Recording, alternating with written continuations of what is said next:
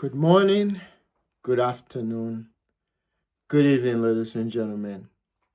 Wherever you are in the world today, I hope that you are doing great. Hope that all is pleasant for you. And most importantly, my friends, I hope that you are in good health.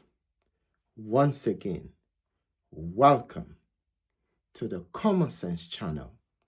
On this channel, my friends, we get to talk about those things that people know, that people have thought about, but don't often have the time to discuss. These, my friends, are the things we discuss here on the Common Sense channel. So once again, welcome to the Common Sense channel. For today's talk, we want to focus on the differences between power and control. I know there's been a lot of talk in our world today about those who have power and those who have control. So I just wanted to do this video talking about the differences between power and control, because I think if you understand what it is, then you know why certain people do what they do and why they do it and how they do it and when they do it.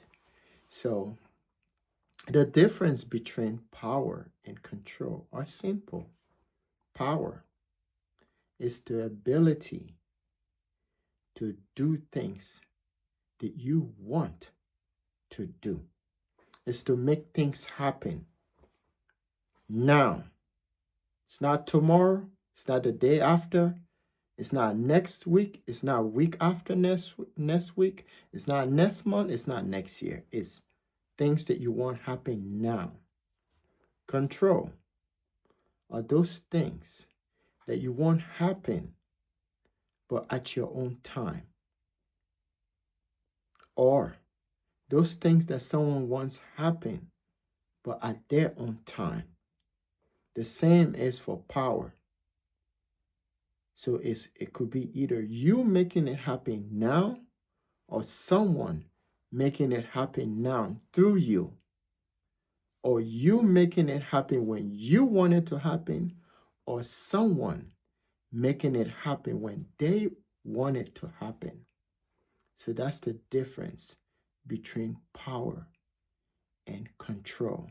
Control is a little bit restrained. It is at your own discretion, at your own time. Power happens now. You make it happen now. So let's give some example, because I want to be as practical as I can, because that's what this channel is, practical, common sense. So I'm going to show you the differences between power and control, looking at the parents from a parent's perspective. So when a parent is exhibiting power, they'll tell the child, wash the dishes. When the parents are around, the child knows to wash that dishes or tidy their room. If the parents leave, the parent is going to say, no, I'm standing right here until you do it, and it's happening now. If the parents, for some reason, walk away, the child can decide when or how they wash their dishes or tidy the room.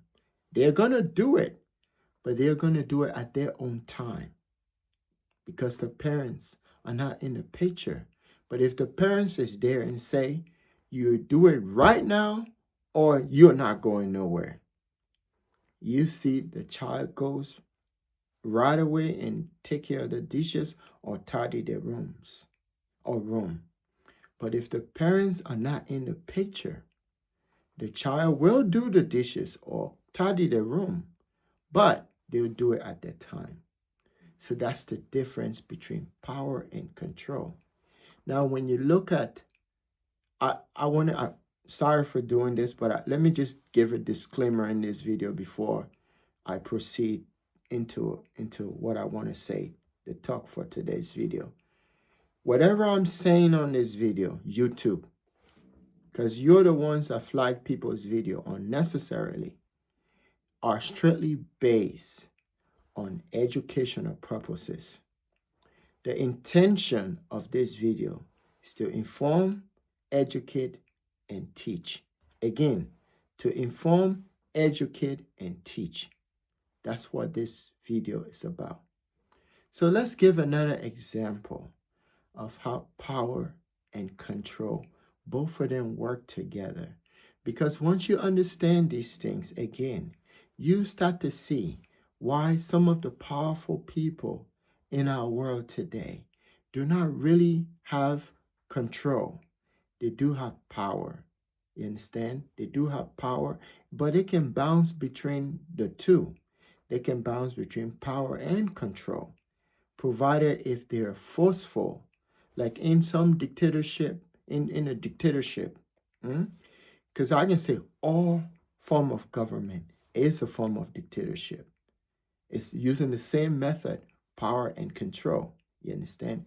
So I'm doing this to show to you that all of the things that you see happening in our world today, they are from this concept. So let's look at the board of directors and the CEO, the role that the board of directors play in a company versus the role that the CEO plays. In the company, all these people are part of this one company, but one exerts more power than the other.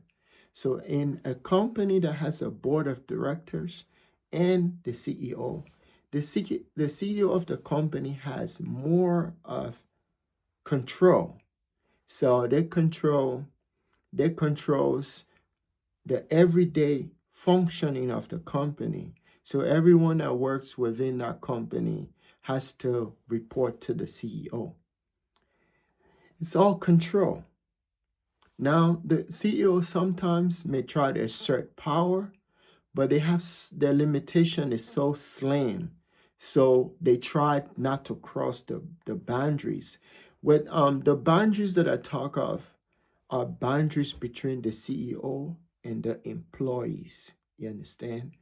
There is absolutely no boundaries between the CEO and the board of directors. The board of directors actually, my friends, has the power of that company.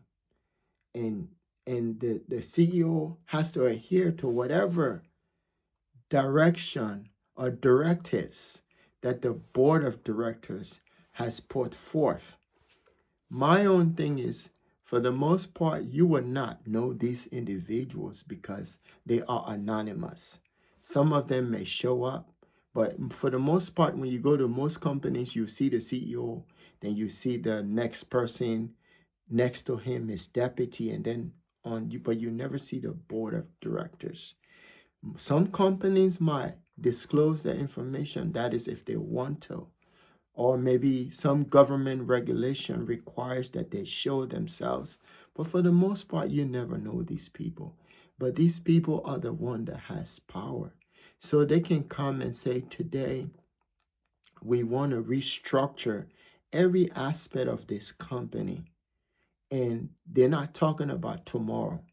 They're not talking about the day after tomorrow. They're not talking about the week after tomorrow. They're talking about now. They want it done now. And for most part, it will be done because that's what power exerts.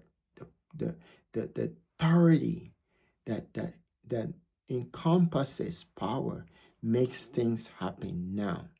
Now, if the CEO decides not to do as the board of directors have instructed him or her to do, then that becomes control, because control only happens when someone decides to do things at their own time or make things happen when they choose to make it happen. But for the most part, in most cases, the CEO does exactly what the board of directors has suggested or recommended. So, when you look at this from this macro level now, and then you start to look at the macro, the big picture, which is the macro level. then you start to see how power works versus control. So you will see in some countries where um, the head of the, I mean, no country on this planet want to be a dictatorial individual. No, no one born a dictator. No one is born a dictator. But power is what makes you become a dictator. You understand? Because those people that you put in these various positions, these individuals can be CEO too. Say, for instance, the Secretary of Finance, or the Secretary of State, or the Secretary of War, as they call them now in America, the Department of War, or the Secretary of Commerce, right? If these individuals, right, in these various positions of government, if they are incompetent, or if they're not executing the job the way they should, then a dictatorial president or prime minister may step in and try to oversee. The president in this format may be the board of directors, right? And the secretaries of these various departments are the CEOs. So if you hire, and again, this is my theory on how company works, I want to say this. Most intelligent board of directors or CEO, board of directors, let's say board of directors, do not hire intelligent people.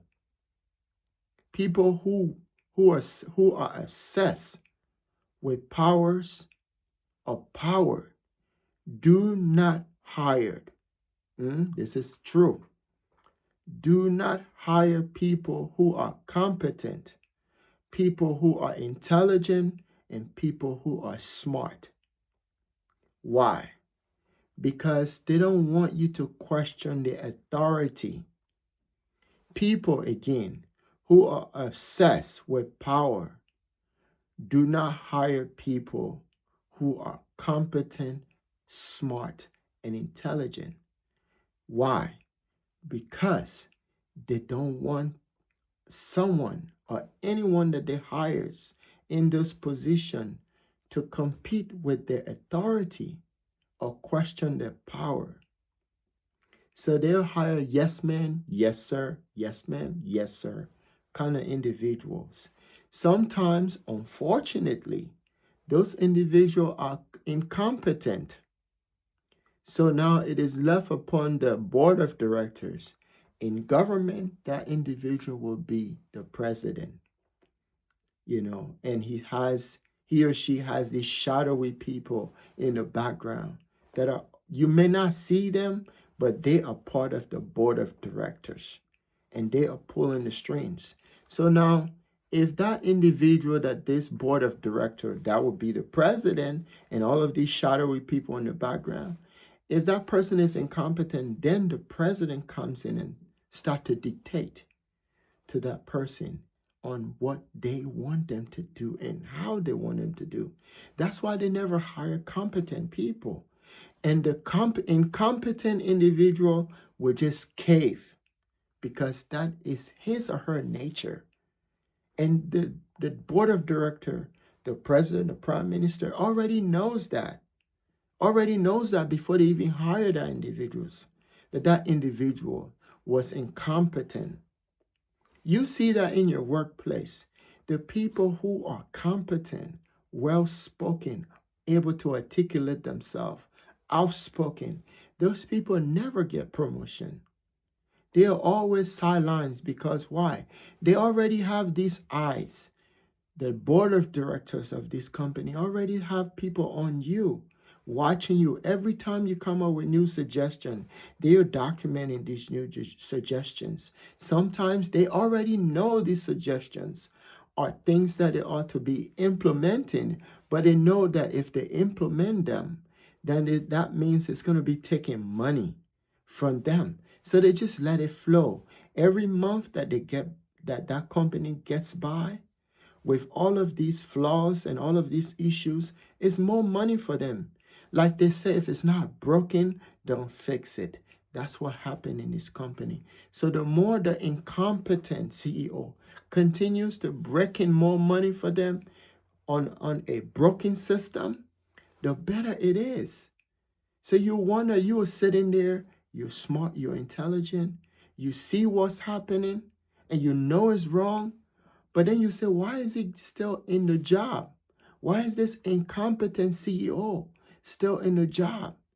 The reason is, if it's not broken, don't fix it. And he's not fixing something that's not broken, even though the board of directors knows, like the president, the prime minister, they know that the system is broken. But as long as that system is not broken to a point that is raking in money, profit, and all of the good stuff, then that CEO is doing a great job. So those who understand these things, they know that underneath everything that you see, there are someone pulling the strings.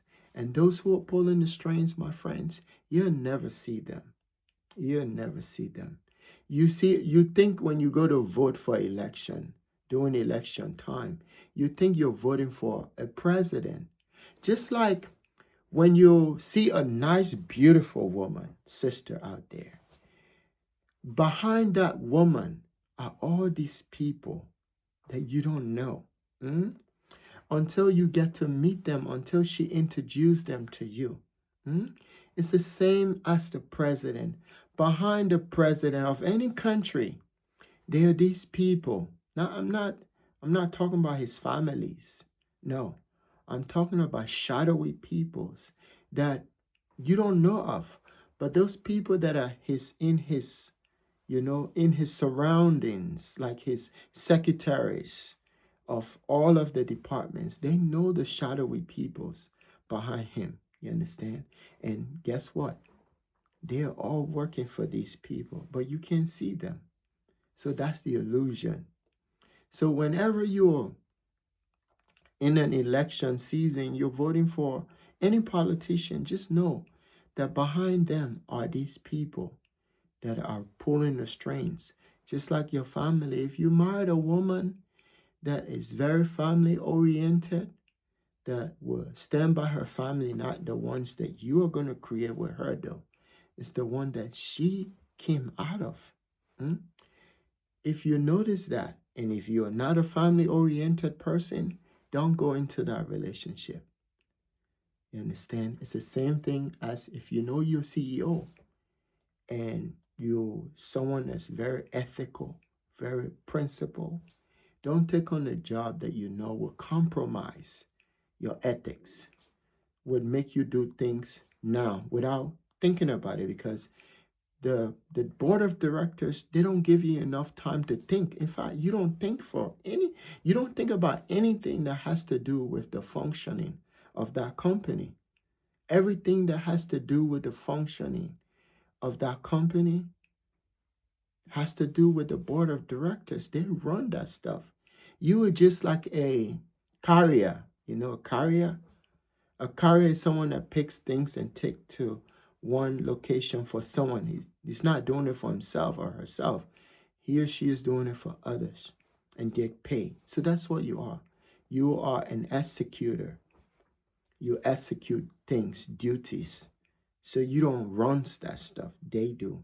So if you're someone that says, I need time to think about implication of what this would do for the company, they'll tell you no. We've already thought about that. All we want you to do is this execute. This is what we paid you for.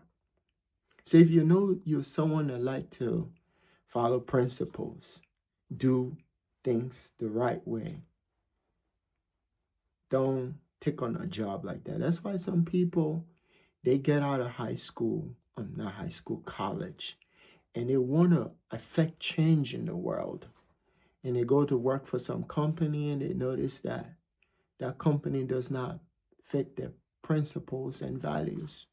They'll just leave. They'll go find something else, because they are individuals that don't want to compromise their integrity and who they are. And some people went to these colleges that told them all these flowery things about how you should stand on principles at all times, even if it means being fired from a job. There are a lot of people that came out of colleges with these values that were taught to them. Most of them were liberal values. And they went into work into the real world, and they discovered that those values does not really work in the real world. Once you start working for some of these agencies, start working for some of these corporations, start working for some of these companies, you start to see that everything that you've been taught in school is not really applicable in the real world. When I say real world, I'm talking about the place that you will find yourself at work after you've gotten all these ethical values, principles, ideologies from these universities, and you will discover soon that in the real world, none of those things work. You're not there to please people. You're there, my friends, to do as the board of directors want you to do. And if you choose not to do these things, because all you have is control, not power. If you choose not to be controlled, then you might as well start to think about finding another job. And this is real. And you see politicians too. They'll come into politics with good intention. No one goes into anything with bad intentions. None. Everyone approach things with good intention. But there's always these shadowy figures that runs the show. And not only do they run the show, they have power and authority.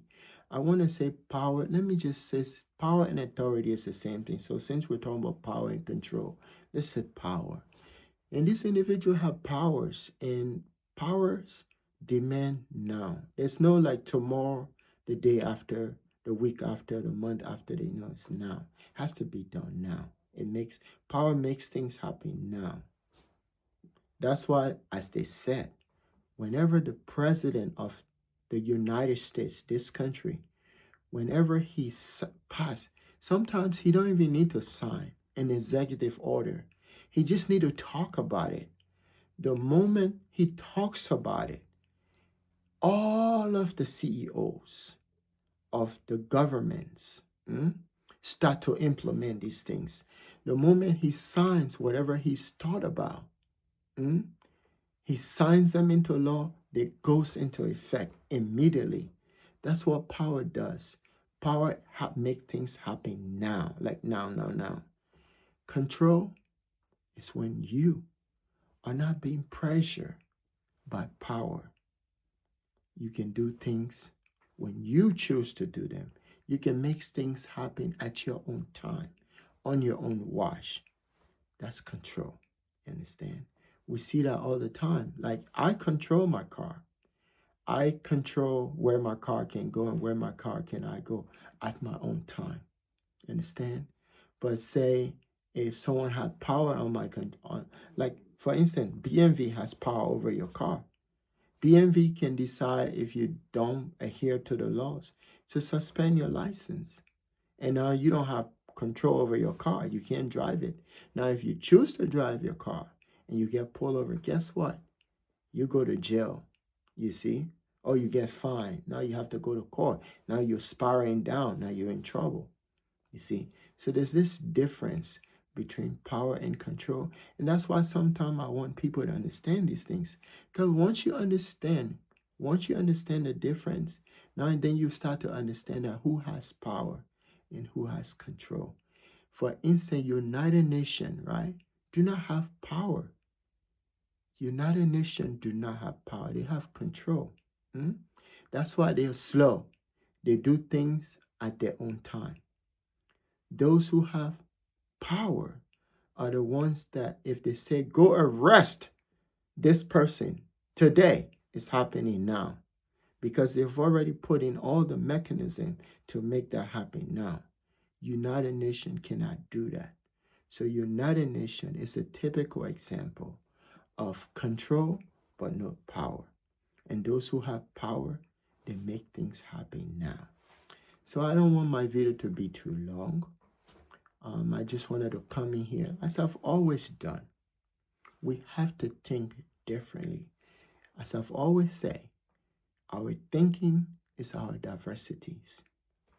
We are designed to think differently.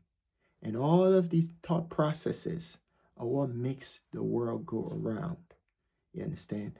It's what brings about innovation, development, and growth in a human species when we can think differently. Don't ever think like someone. Don't ever follow in the footsteps of someone. If you're working for a company and you notice that whatever that CEO, that board of directors are trying to implement through you, if it's going to bridge your principal values, you don't have to do that. You can respectfully say thank you and move on, because the board of directors, they've already set in motion everything that they want to see happen with that company. And for the most part, the decision making is not yours.